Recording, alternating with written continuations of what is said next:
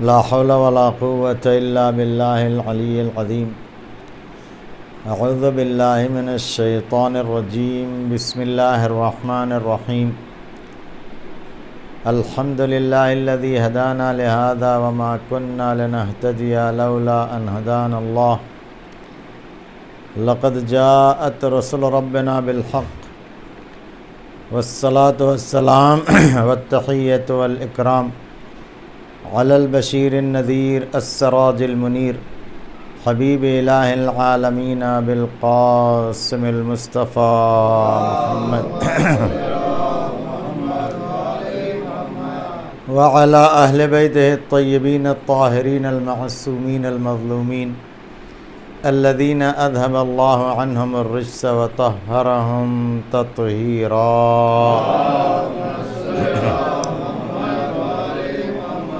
لا سيما الإمام المبين بقية الله في الأرضين الحجة الثاني عشر المهدي المنتظر.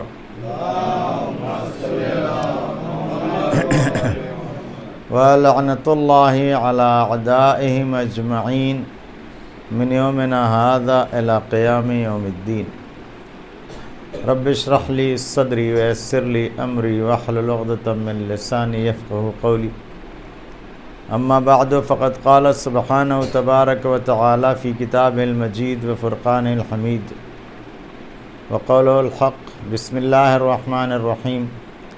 إن الذين يؤذون الله ورسوله لعنهم الله في الدنيا والآخرة وأعد لهم عذابا مهينا. صلوات پڑھنا.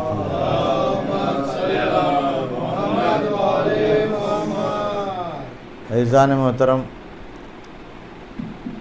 اس کے پہلے بھی ایک مجلس جو ہوئی تھی شہادت کی، اگر آپ لوگوں کو یاد ہو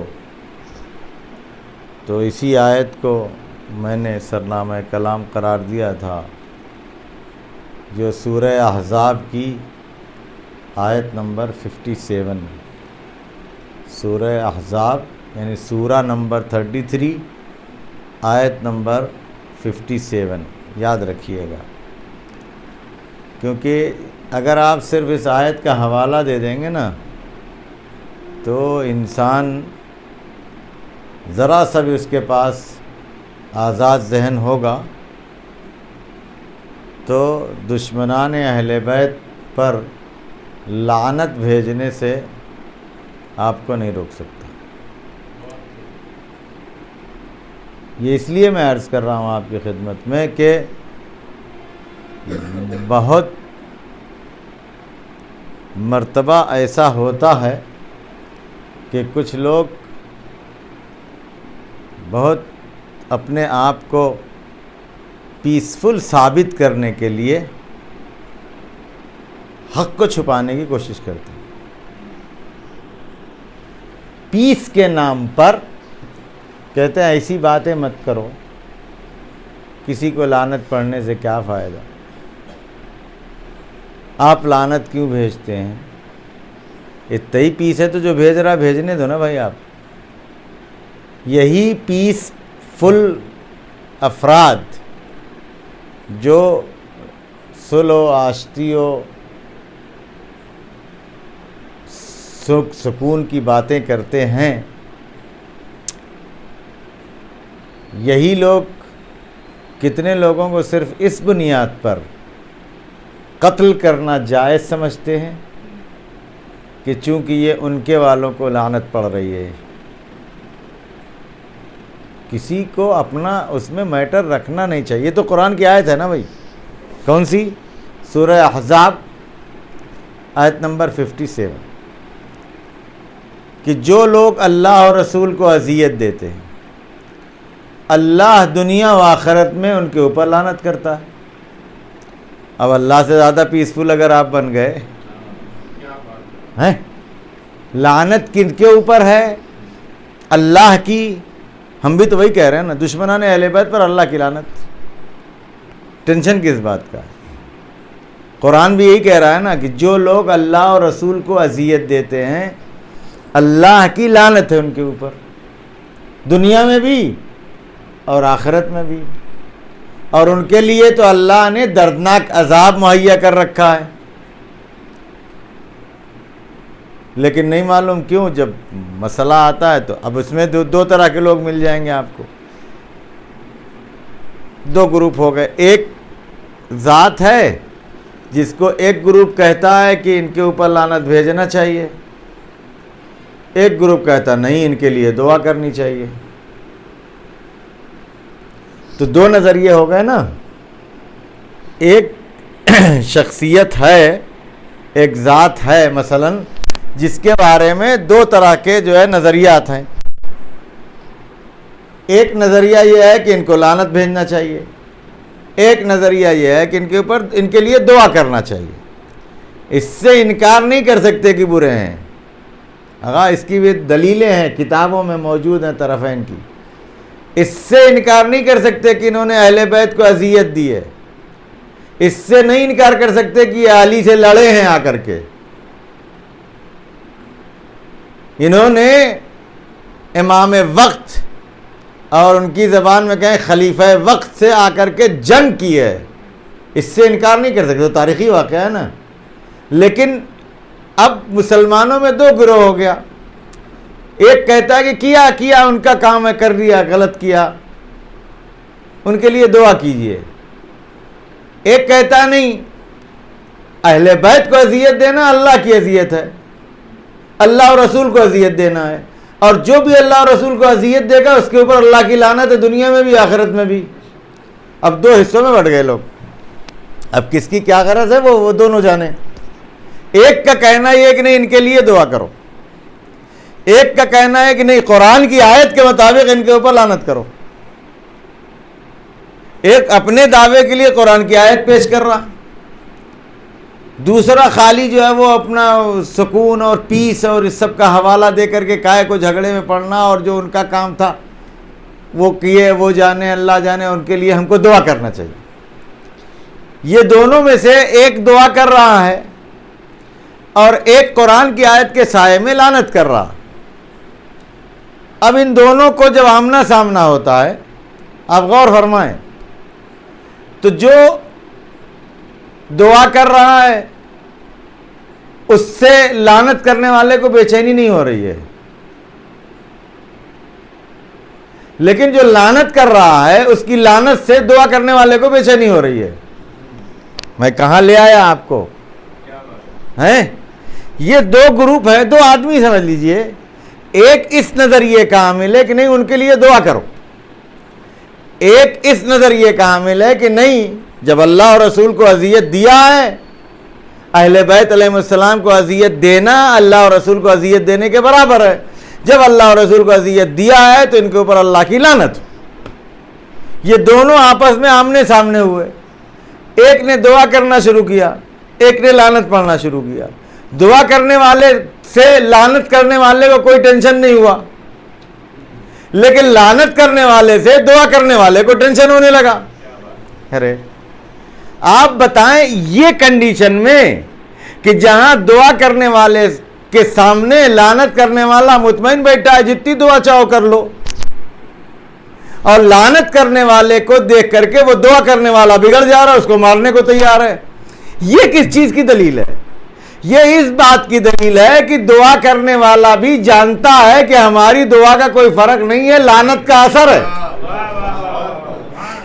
اور لعنت کرنے والا بھی جانتا ہے کہ ان کی دعا سے کچھ ہونے والا نہیں ہے، ہماری لعنت کا اثر ہے، لہذا وہ بے چین ہے، یہ مطمئن ہے۔ ساری دنیا مل کر کے اگر رحمت کی دعا کرے جس سے اہل بیت رحمت نازل نہیں ہو سکتی، یہ لعنت کرنے والا اس کو رحمت کی دعا کرنے پر کچھ نہیں کہہ رہا ہے، لیکن وہ رحمت کی دعا کرنے والا یہ لعنت کرنے والے کو مارنے کو تیار ہے۔ یہ کس بات کی دلیل ہے؟ کہ وہ خود جانتا ہے کہ وہ ہم جو کر رہے ہیں وہ غلط ہے، اس کے لعنت پڑھنے سے ہماری غلطی ظاہر ہو رہی ہے۔ صلوات پڑھیں محمد وآل محمد۔ اور یہ جان لیجئے ہمیشہ حق تلاش کیجئے، بے چینی نہیں ہوگی۔ بے چین وہ لوگ ہوتے ہیں جو حق کے راستے سے ہٹ جاتے ہیں۔ آپ حسین والے ہیں نا، کبھی بھی مصیبت میں بے چینی ہوتی ہے؟ جب مصیبت آئے اور بے چینی محسوس کریں تو آپ سمجھیے کہ ہم کچھ غلط ہیں. لیکن اگر مصیبت میں بھی آپ کو سکون مل رہا ہے تو سمجھیے اور سکون حاصل کیجئے کہ ہم صحیح ہیں. ارے لوگ ستا رہے ہیں، لوگ گالیاں دے رہے ہیں، آپ کو کیسا لگ رہا؟ وہیں سے پتہ چلے گا. لوگ آپ کو ستا رہے ہیں، لوگ گالیاں دے رہے ہیں، آپ کو برا لگ رہا ہے. اگر برا لگ رہا تو اپنے گریبان میں جھانک کے دیکھو، کچھ غلط ہے جس کی وجہ سے برا لگ رہا. لیکن اگر آپ صحیح ہوں گے تو گالیاں دینے پر آپ کو اور مزہ آئے گا. ارے آقا میری بات سمجھ نہیں رہے آپ. جتنے ہی لوگ آپ کو برا بھلا کہیں گے اتنے ہی آپ کو اطمینان ہوگا. جتنے ہی لوگ آپ کو برا بھلا کہیں گے، مثال کے طور پر ہم مجلس پڑھے، اپنی ہی بات بتائیں دوسرے کی مثال کیوں کہ اب مجلس پڑھتے ہی کچھ لوگ جو ہے غصہ ہو گئے ہم سے. اب غصہ ہوتے ہی ہم کو ٹینشن ہونے لگا. تو جیسے ہی ٹینشن ہونے لگا وہاں ہم کو ان کو نہیں دیکھنا کہ وہ ان کے اوپر ہم کو ٹینشن کیوں ہو رہا. ٹینشن ہوا تو اپنے کو دیکھنا کہ آخر جب میں نے صحیح پڑھا تو ٹینشن کس بات کا ہے. ارے اگر ہم نے اللہ کے لیے پڑھا ہے ساری دنیا ناراض ہو جائے، ٹینشن کس بات کا ہے. ٹینشن ہونا اس بات کی دلیل ہے کہ ہم نے اس کے لیے نہیں ان لوگوں کے لیے پڑھا تھا جو لوگ ناراض ہو رہے ہیں تو ہم کو ٹینشن ہو رہا ہے. اتنا دم بولنا بہت آسان آگا بیٹھ کر کے. اگر حسین والے ہیں نا تو اطمینان تو ایسا ہونا چاہیے اپنے حق پر ہونے پر کہ گلا بھی کٹ رہا ہو تو اللہ کا شکر ادا کر رہے ہیں. یہ امام حسین نے کیا یا نہیں کیا؟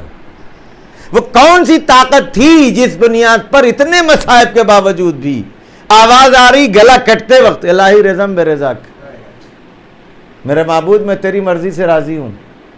کس بنیاد پر؟ کیونکہ حسین کو اپنے حق پر ہونے کا یقین تھا. بے چین وہ ہو جس کو اپنے حق پر ہونے کا یقین نہ ہو. کیا دنیا نے دیکھا نہیں کہ تخت و تاج کے باوجود یزید بے چین تھا، بھوک و پیاس کے باوجود حسین مطمئن تھے؟ ہے نہیں ہے؟ یہ چیز ہمارے اندر ہے نہیں ہے. اتنے اوپر جانے کی بات نہیں کر رہا ہوں، کم از کم اتنا تو اطمینان رکھو کہ ہم حسین والے ہیں. اور جب آپ حسین والے بن جائیں گے تو اطمینان ایسا ہوگا کہ کچھ بھی آپ کے ساتھ ہو، جتنا ہوگا، جتنا آپ کے ساتھ جو ہے وہ ظلم و زیادتی لوگ کریں گے اتنی آپ کو مزہ آئے گا. کبھی اس چیز کی طرف توجہ کر کے دیکھو کہ پالنے والے تیرا شکر ہے کہ میں ایسے راستے پر چل رہا ہوں جس پر مجھے مصیبتیں جھیلنا پڑ رہی ہیں اور ان مصیبتوں کو برداشت کر کے میرے اجر میں اضافہ ہو رہا. یہ اجر میں اضافہ کب ہوگا؟ جب اللہ کے لیے کریں گے. لوگوں کے لیے کر رہے تھے، جیسے ہی لوگ ناراض ہوں گے ویسے آپ کو ٹینشن ہونے لگے گا. یار جن کے لیے کیا، کتنے معاملات ایسے ہوتے ہیں. کیا کریں قبلہ، قوم کے لیے جتنا بھی کرو قوم جو ہے اتنے آ کے لڑتی ہے، تو آپ قوم کے لیے کیا کر رہے ہیں؟ بھائی آپ اللہ کے لیے کرو نا. یہ بے چینی جو آپ کو قوم کے رویے کی بنیاد پر ہو رہی ہے، اگر آپ قوم کے لیے کر رہے ہیں اس لیے بے چینی ہو رہی ہے. آپ یہ قوم کے لیے جو کچھ بھی کر رہے ہیں وہ اللہ کے لیے کر رہے ہوتے نا، تو یہ قوم اگر آپ کو کچھ بھی کرتی، نہیں دیکھا آپ نے قوم کی بھلائی کے لیے پیغمبر لوگوں کو کلمہ پڑھوا رہے ہیں، قوم ان کے اوپر کوڑا کرکٹ پھینک رہی ہے، پھر بھی پیغمبر ان کے لیے دعا کر رہے ہیں. وہی لوگ جو پیغمبر کو اذیتیں دے رہے ہیں ان کے ہی لیے پیغمبر دعا کر رہے ہیں. کیوں؟ اس لیے کہ پیغمبر ان لوگوں کے لیے کچھ نہیں کر رہے ہیں، اس کے لیے کر رہے ہیں. ان کو معلوم ہے کہ یہ جتنی مصیبتیں ہم اٹھا رہے ہیں اس کا اجر ہم کو اللہ کے پاس سے مل رہا. ہم ان سے کچھ ہم کو اجر چاہیے ہی نہیں. یہاں تک کہ اللہ کے کہنے پر جو اجر مانگا وہ بھی نہیں دیا لوگوں نے. تو مسئلہ یہ کہ آپ حق پر رہیں گے تو اطمینان ہوگا.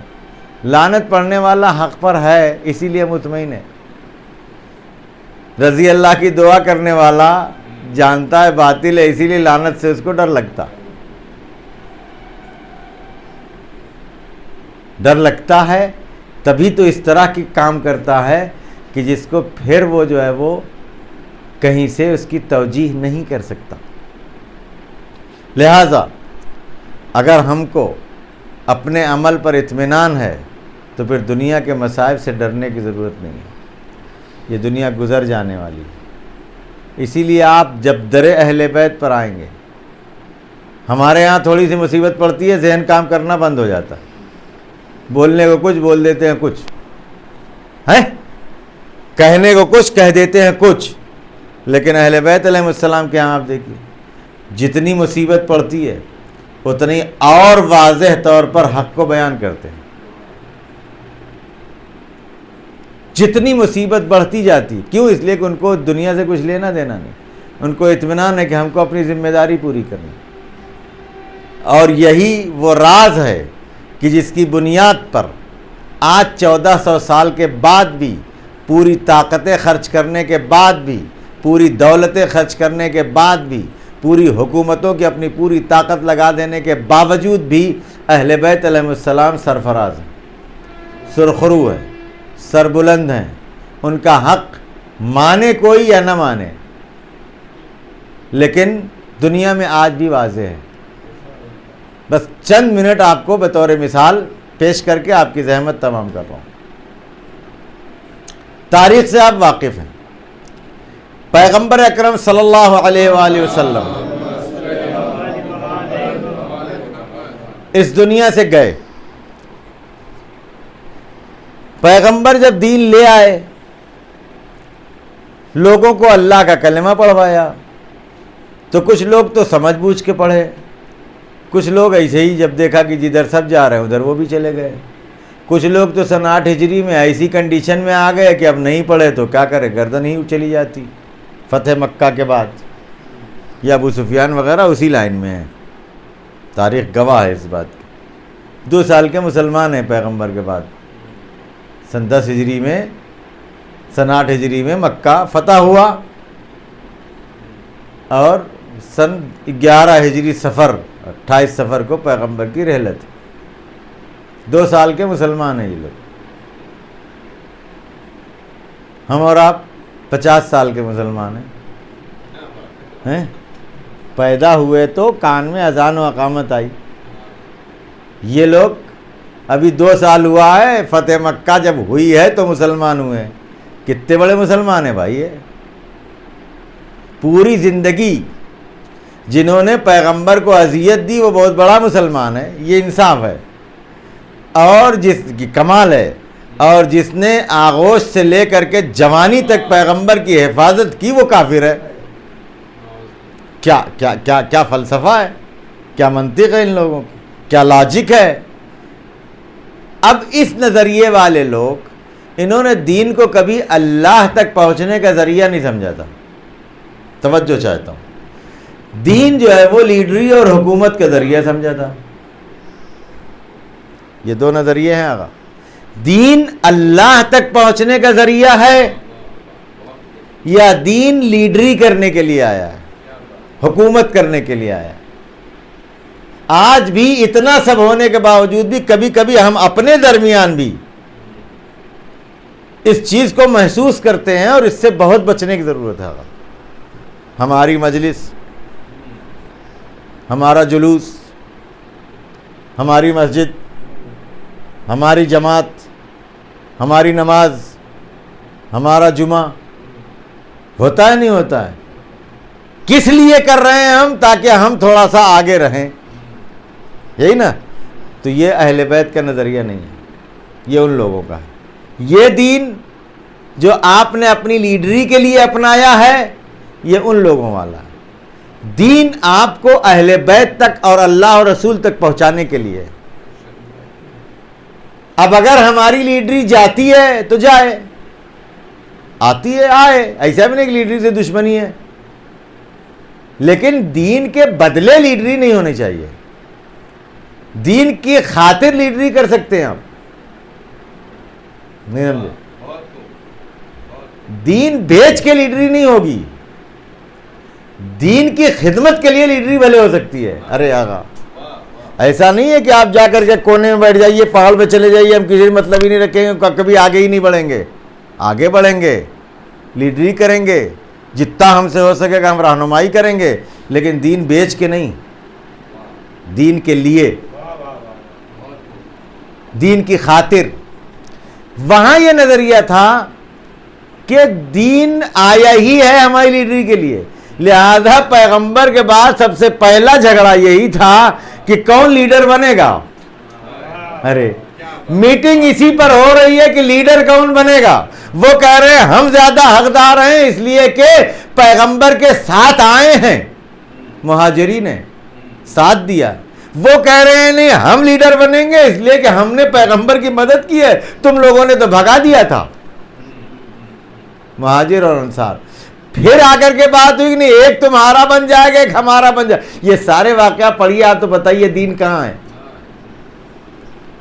یہ کر لیا، لیکن وہیں اسی مجمع میں جہاں حکومت کے لیے لڑائی ہو رہی تھی وہیں ایک ذات وہ ہے جو سب کچھ چھوڑ کر کے پیغمبر کے جنازے کی تجہیز و تکفین میں مصروف تھی. اس نے یہ بتایا کہ دین ذمہ داریوں کو پورا کرنے کا نام ہے، حکومت اور لیڈری کرنے کا نام نہیں ہے. اب ایسے لوگوں سے جا کر کے یہ کہتے ہیں کیا کریں علی، وہ لوگ آ گئے ان کو ووٹ دے دیا، آپ آتے تو آپ کو بھی ووٹ دے دیتے. آپ بتاؤ آغا کس سے بات کر رہے ہیں؟ یہ مولا کائنات سے. آپ آ گئے ہوتے تو ہم آپ کو ووٹ دے دیتے، آپ آئے ہی نہیں. اس کی ایک مثال دیتا ہوں. دو بھائی ماہ مبارک رمضان دونوں روزہ رکھے، لیکن اتفاق یہ کہ دونوں الگ الگ فقہ پر عمل کرتے. ہم سے تعلقات دونوں سے تھے، ہم نے دونوں کو اپنے یہاں دعوت دے دی. شوق تھا کیونکہ افطار کرانے کا بہت ثواب ہے. کچھ نہیں ہے تو آدھی کھجور سے ہی افطار کراؤ، آپ کچھ نہیں تو ایک گلاس پانی لے کر کے افطار کراؤ. اس شوق سب حدیث سنے تھے. دو روزے دار تھے، دونوں بھائی تھے، دونوں کو ہم نے بلا لیا، لیکن دونوں کی فقہ الگ الگ تھی. ایک کی فقہ ایسی تھی، توجہ چاہتا ہوں، کہ جہاں پہلے روزہ کھول لینا، پھر اذان دینا، پھر اقامت کہنا، پھر نماز پڑھنا، نہیں تو روزہ مکروہ ہو جائے گا. اب وہ بیچارہ اپنی فقہ سے مجبور تھا. دوسرے کی فقہ ایسی تھی کہ تھوڑا رات ہو جانے دو، نماز بھی پڑھ لو تب کھولو، کیونکہ اگر دیر بھی ہو گئی تو تمہارا روزہ مکروہ نہیں ہوتا. آئے ہمارے پاس غربت کا عالم تھا، جو بھی اپنی غربت میں تھا 4 6 10 کھجور، تھوڑا سا حلیم ولیم رکھا تھا کہ دو لوگ جو افطار کر لیں گے. وہ بیچارے اپنی فقہ سے مجبور، ان کو پہلے کھانا تھا. اب دن بھر کی بھوک کے بعد یہ یاد ہی نہیں رہا کہ اور بھی کوئی ہے، پورا چٹ کر گئے. وہ اپنا آئے بیچارے نماز پڑھ کے تو یہاں ختم ہو چکا تھا. اب ہم نے جب ان سے کہا، ہم نے کہا بھائی بڑی معافی چاہتے ہیں، وہ ہم نے تو کیا تھا، آپ چلے گئے نماز پڑھنے، آپ نے دیر کر دی آنے میں، اگر آپ بھی انہی کے ساتھ آ گئے ہوتے تو آپ کو بھی یہ سب چیزیں مل جاتی، نعمتیں. تو سامنے والا کیا کہے گا ہم سے، مولوی صاحب آپ کی 2 کھجور کے لیے اپنا روزہ تھوڑی خراب کر دیتے. صلوات پڑھیں محمد و آل محمد پر.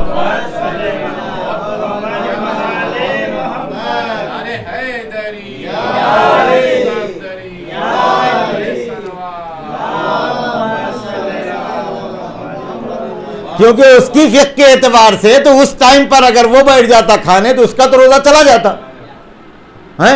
تو کہے گا بھائی ہم روزے پر روزہ رکھ لیں گے، لیکن اپنی دن بھر کیا کی محنت کو 2 کھجور کے لیے تو نہیں گنوائیں گے.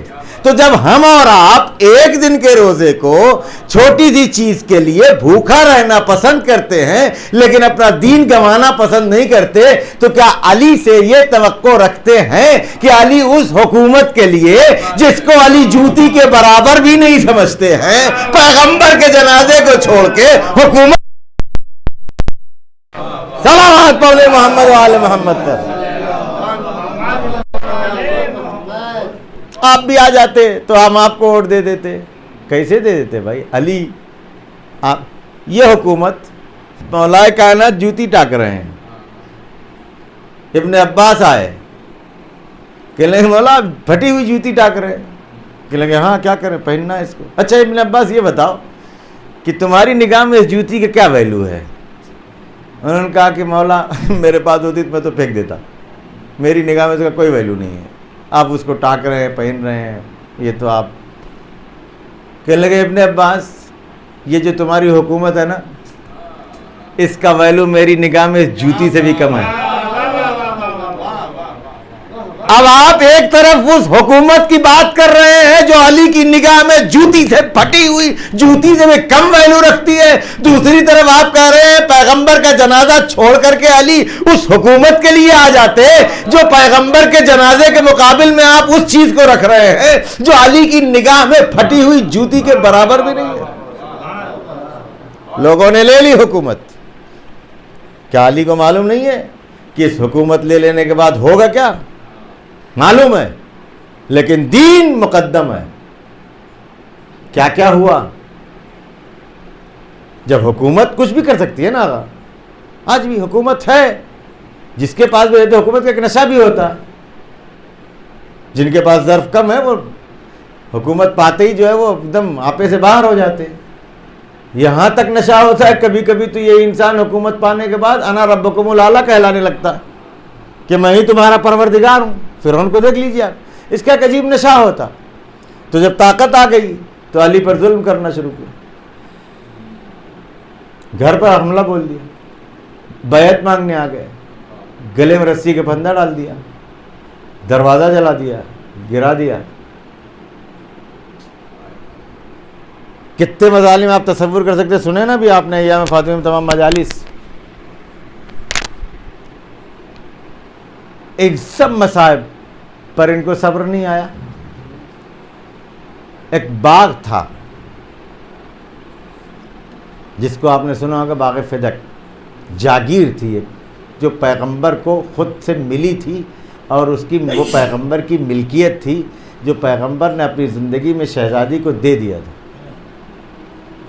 اور بالفرض اگر نہیں بھی دیا تھا تب بھی جو ہے وہ میراث کے قانون کے اعتبار سے وہ پیغمبر کی ملکیت تھی, وہ شہزادی کو ملنا چاہیے تھا. اور اس وقت تک اس جاگیر پر شہزادی کے کارمند جو ہے کام کر رہے تھے, سارے نوکر چاکر شہزادی کے تھے. حکومت نے بھگا دیا سب کو, اپنے قبضے میں لے لیا. اپنے قبضے میں لے لیا تو یہ معلوم بھائی حکومت سے کوئی لڑتا. لیکن آپ نے سنا ہوگا جب یہ شہزادی کو معلوم ہوا تو شہزادی دربار میں گئی اور اپنا دعویٰ رکھا کہ یہ باغ فدق میرا ہے, مجھے میرے بابا نے دیا تھا,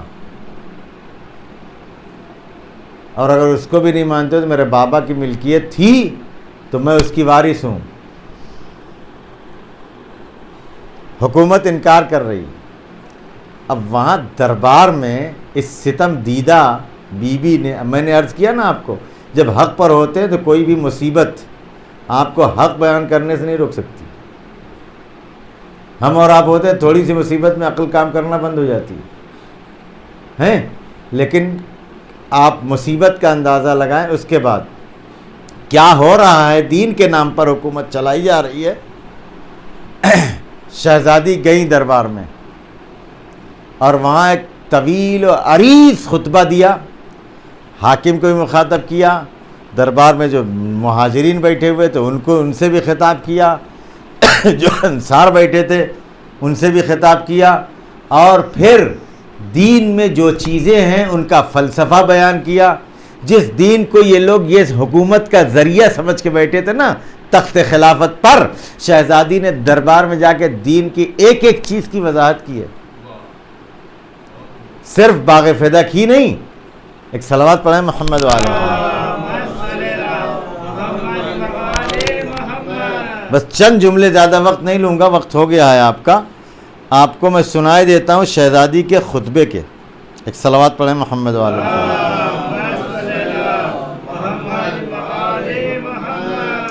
ایک اور صلوات پڑھ دیں محمد۔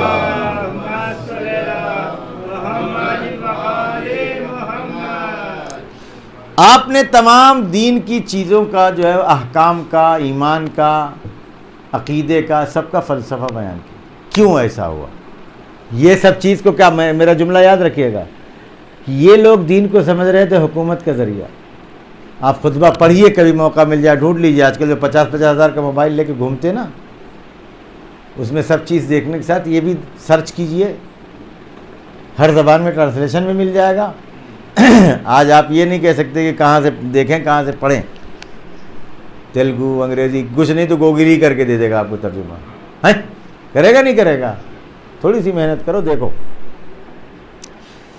شہزادی نے اپنے خطبے میں بتایا فجعل اللہ الایمان تطہیرا لکم من الشرک، اللہ نے ایمان کو تمہیں شرک سے پاک کرنے کے لیے قرار دیا تھا۔ تصور کریں آپ، جو دین کو حکومت کا ذریعہ سمجھ رہے، ان کی حکومت میں تخت خلافت کے سامنے کھڑے ہو کر کے شہزادی نے بتایا کہ تم دین کو کیا سمجھے ہو؟ اللہ نے ایمان کو شرک سے پاک کرنے کا ذریعہ قرار دیا۔ والصلاۃ، اور نماز کو تنزیہا لکم عن الکبر، تمہیں غرور سے پاک کرنے کے لیے۔ جو اکڑ کے چلتے نہیں، جا کے ذرا 5 وقت سر جھکا کے دیکھو، غرور کم ہو جائے گا۔ سر جھکاؤ گے تو غرور کم ہوگا نہیں ہوگا؟ تم جس نماز کو اپنی سیاست کا ذریعہ بنائے ہو، جب چاہتے بڑھا لیتے، جب چاہے گھٹا لیتے، جو اچھا لگا اس کو ملا لیتے ہیں۔ اب یہ سب نہیں، آپ لوگ ڈھونڈیے جا کر کے، جو اچھا لگا وہ اپنا بنا لیے ہیں، جو خراب لگا اس کو چھوڑ دیے، رات بھر لوگوں کو جا کر کے جو رمضان مسجد میں کھڑا کر دیے ہیں، اسی میں لگے رہو۔ شہزادی نے کیا کہا؟ نماز کس لیے ہے؟ تمہاری سیاست چمکانے کے لیے نماز نہیں ہے۔ والصلاۃ تنزیہا لکم عن الکبر، تم کو غرور اور تکبر سے پاک کرنے کے لیے اللہ نے نماز قائم کی ہے، نماز قرار دی ہے۔ والزکوٰۃ، زکوٰۃ تمہاری توند پھلانے کے لیے نہیں ہے، زکوٰۃ تمہیں اپنے اقربا پروری کے لیے نہیں اللہ نے واجب کی ہے، زکوٰۃ تمہیں تمہارا پیٹ بھرنے کے لیے نہیں ہے، تمہاری حکومت چلانے کے لیے نہیں ہے، تمہارے اپنے غرور، اپنے عیش و عشرت کے لیے نہیں ہے۔ زکوٰۃ کس لیے اللہ نے واجب قرار دی ہے؟ والزکوٰۃ تزکیۃ للنفس، نفس کو پاک کرنے کے لیے اللہ نے زکوٰۃ واجب قرار دی ہے۔ والنماء فی الرزق، اور رزق میں اضافے کے لیے اللہ نے زکوٰۃ واجب کی ہے۔ والصیام تثبیتا للاخلاص، اور اخلاص اور خلوص کو مضبوط کرنے اور محکم کرنے کے لیے روزہ واجب کیا ہے۔ والحج تشییدا للدین، اور حج کو تمہارے دین کو محکم کرنے کے لیے اللہ نے واجب قرار دیا۔ اس طرح سے پوری فہرست ہے، عدالت کیوں ہے، امامت کیوں ہے، نبوت کیوں ہے، ساری چیزیں ہیں۔ میں چند چیزیں آپ کی خدمت میں عرض کر دیا کہ جس دین کو تم اپنی سیاست چمکانے کا ذریعہ سمجھ رہے ہو، اس دین کی ایک ایک چیز کا فلسفہ شہزادی نے اسی دربار میں کھڑے ہو کر کے بیان کیا جہاں دین اپنی حکومت کا ذریعہ بتایا جا رہا تھا۔ صلوات پڑھیں محمد علیہ۔ اس کے بعد یہ سب کہنے کے بعد چند جملے اور بھی سن لیجئے۔ جو دعویٰ تھا کہ میرا فدق کیوں چھینا ہے دنیا میں کوئی ایسی طاقت جو اس طرح سے بھرے دربار میں اپنے حق کے لیے مطالبہ کر سکے؟ معلوم تھا نہیں ملے گا، لیکن شہزادی نے اپنے عمل سے بتایا کہ ملے یا نہ ملے، حق کا مطالبہ کرنا ضروری ہے، تاکہ حق غصب کرنے والے کے چہرے سے نقاب تو ہٹے، لوگوں کو پتہ تو چلے کہ یہ کتنا بڑا غاصب ہے۔ اور اگر آپ تاریخ پڑھیں نا تو شہزادی کے ان جملوں سے اور ان دلیلوں سے ان لوگوں کی مکاری اور عیاری، آپ اگر تاریخ یاد کریں، پیغمبر نے کہا لاؤ ہم کچھ لکھ دیں، تاکہ تم میرے بعد گمراہ نہ ہو۔ ان سبوں نے پیغمبر پر الزام لگا دیا کہ بکواس کر رہا ہے، ہذیان بک رہا ہے، نعوذ باللہ، استغفر اللہ۔ پیغمبر نے کہا ہم تمہارے درمیان 2 گراں قدر چیزیں چھوڑے جاتے ہیں۔ وہی کہا حسبنا کتاب اللہ، ہمارے لیے اللہ کی کتاب کافی ہے۔ یہ پیغمبر کو آخری وقت میں جواب دینا اور اس کا منہ توڑ جواب دے کر کے لوگوں کے منہ پر جوتا مارنا، یہ سوائے شہزادی کے اور کوئی نہیں کر سکتا تھا۔ انہوں نے، پیغمبر نے کہا ہم قرآن اور اہل بیت چھوڑ کے جا رہے ہیں، انہوں نے کہا کہ ہمارے لیے قرآن کافی ہے۔ اب جب معاملہ آیا ہے دربار میں تو وہاں شہزادی قرآن کی آیت پیش کر رہی ہیں اور ادھر سے جھوٹی روایت پیش کی جا رہی ہے۔ وہیں یہ بات ثابت ہو گئی کہ یہ قرآن مانتے ہی نہیں تو ان کو کافی کہاں سے ہوگا؟ صلوات پڑھے محمد و آل محمد۔ اب یہاں شہزادی نے اللہ کی کتاب کے بارے میں ہی سوال کیا، یبن ابی قحافہ، اے ابو قحافہ کے بیٹے، یعنی نمبر 1، افی کتاب اللہ ان ترث اباک ولا ارث ابی، کیا اللہ کی کتاب میں یہ ہے کہ تو اپنے باپ کی میراث پائے اور میں اپنے باپ کی میراث نہ پاؤں؟ سوال آپ دیکھیے اور انداز دیکھیے۔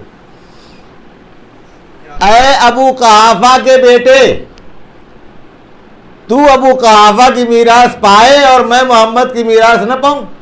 مطلب یہی ہوا نا، کیا اللہ کی جس کتاب کو تم نے کافی کہا ہے، کیا اس اللہ کی کتاب میں یہ ہے کہیں کہ تم اپنے باپ کی میراث لو اور ہم اپنے باپ کی میراث نہ پائیں؟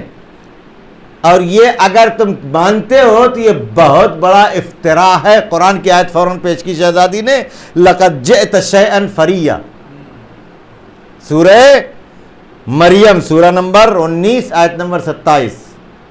آپ دیکھیں شہزادی کے کلام میں کس طرح سے قرآن کی آیتوں کا حوالہ ہر جملے، ہر لفظ کے بعد ہے۔ افعلی عمد ترکتم کتاب اللہ ونبذتموہ وراء ظہورکم، کیا تم نے جان بوجھ کے اللہ کی کتاب کو چھوڑ دیا اور اس کو اپنے پسے پشت ڈال دیا؟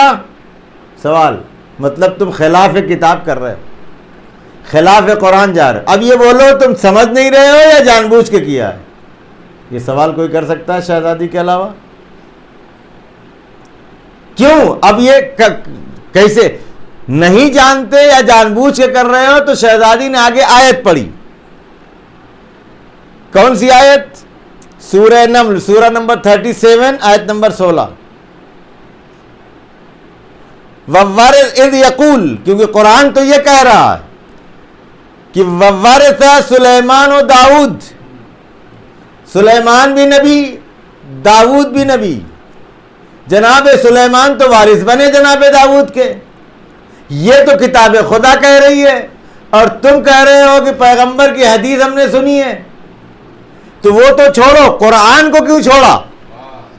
قرآن میں تو یہ کہہ رہے ہیں، انہوں نے حدیث پیش کی تھی، جانتے ہیں کہ پیغمبر نے کہا کہ نحن معاشر الانبیاء لا نرث ولا نورث، ہم انبیاء نہ وارث بنتے ہیں نہ وارث بناتے ہیں۔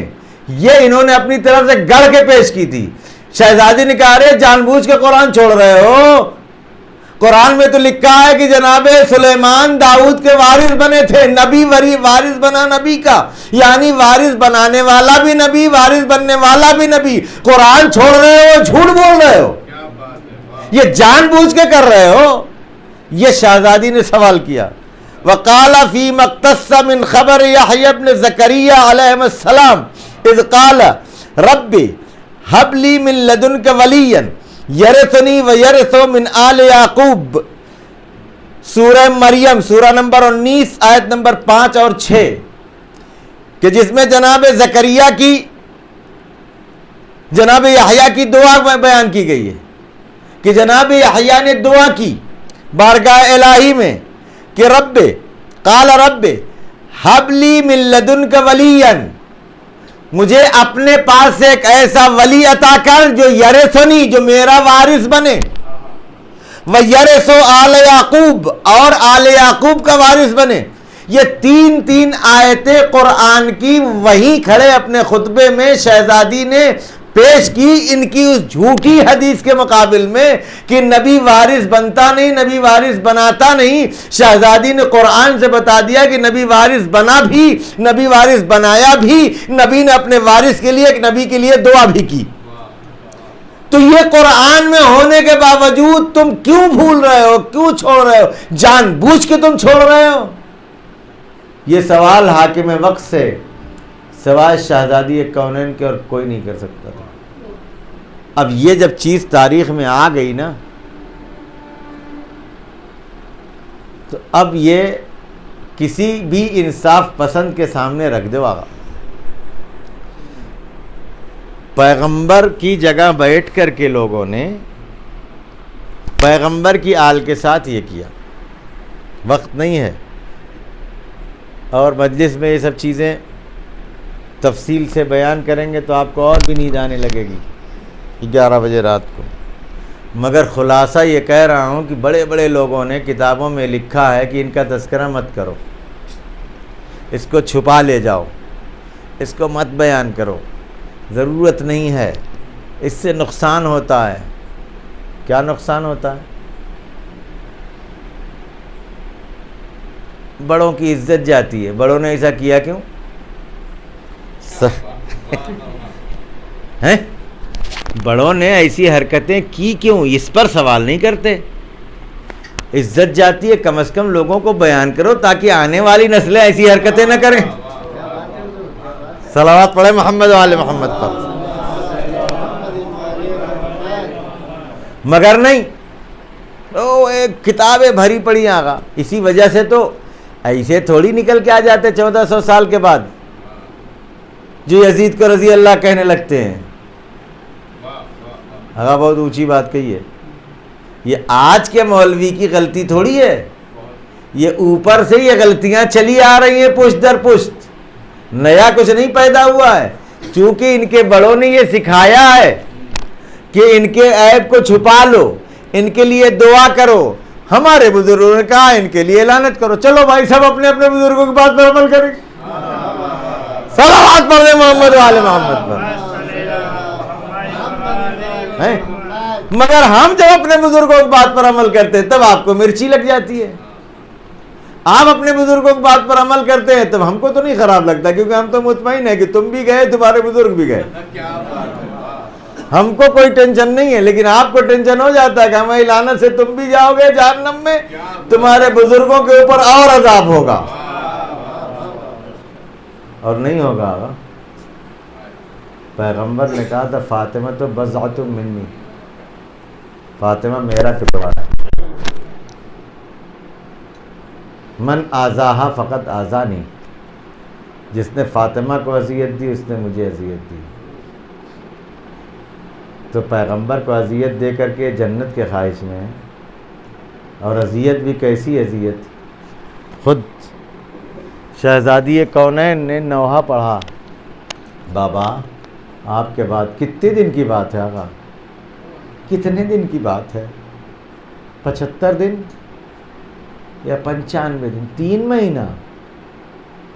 اس 3 مہینے میں کیسے مصائب ہیں کہ شہزادی کے جملے ہیں یہ؟ بابا آپ کے بعد میرے اوپر ایسے مصائب ڈھائے گئے کہ اگر دن پر پڑھتے تو رات کی تاریکی میں بدل جاتے۔ تصور کر سکتے ہیں آپ کیسے مصائب ہیں؟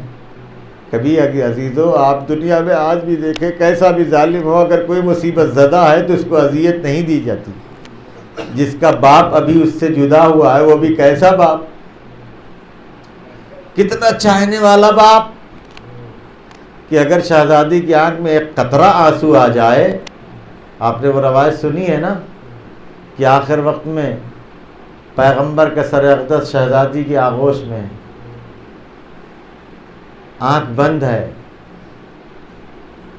ایک قطرہ آنسو پیغمبر کے چہرے انور پر گرا، آنکھ کھلی، فوراً پیغمبر نے سوال کر لیا زہرا رونے کی وجہ کیا ہے؟ اس سے کیا چیز سمجھے آپ؟ اتنا تو سمجھ میں آ گیا نا کلمہ پڑھنے والوں کہ پیغمبر کو شہزادی کا ایک قطرہ آنسو بھی برداشت نہیں تھا، بے چین ہو گئے۔ زہرا میری زندگی میں رونے کا سبب؟ کہا بابا نہیں معلوم، دروازے پر کون ہے، بار بار دق الباب کر رہا ہے اور آنے کی اجازت چاہتا ہے۔ اب یہاں اور کیا سمجھے آپ کہ پیغمبر کی زندگی میں زہرا کے قلب کی نزاکت کا عالم یہ ہے کہ اگر معصوم فرشتہ بھی ایک سے چند بار آنے کی اجازت مانگ لے تو گرا گزر جائے، آنسو ٹپک جائیں۔ جس بی بی کے قلب کی نزاکت کا عالم یہ ہو کہ معصوم فرشتے کی بار بار اجازت برداشت نہ ہو، اس کے دل پر کیا گزر رہی ہوگی جب لوگ دروازے پر آ کر کے آگ و لکڑی جمع کر کے کہتے علی کو باہر نکالو ورنہ ہم اس گھر کو آگ لگا دیں گے، اور صرف باپ کے فراق میں دکھی دل لیے ہوئے بیٹی نہیں ہے بلکہ ننھے ننھے بچوں کی ماں بھی ہے۔ آپ فریاد سنیے، شہزادی نے فوراً فریاد کی، کیا تم اس گھر کو آگ لگا دو گے جس میں حسن و حسین رہتے ہیں؟ یہ شہزادی ماں کی پکار تھی جو ان ظالموں سے کر رہی تھی، ارے اس گھر میں میرے چھوٹے چھوٹے بچے ہیں، لیکن ان ظالموں کا ظلم آپ سنیں گے۔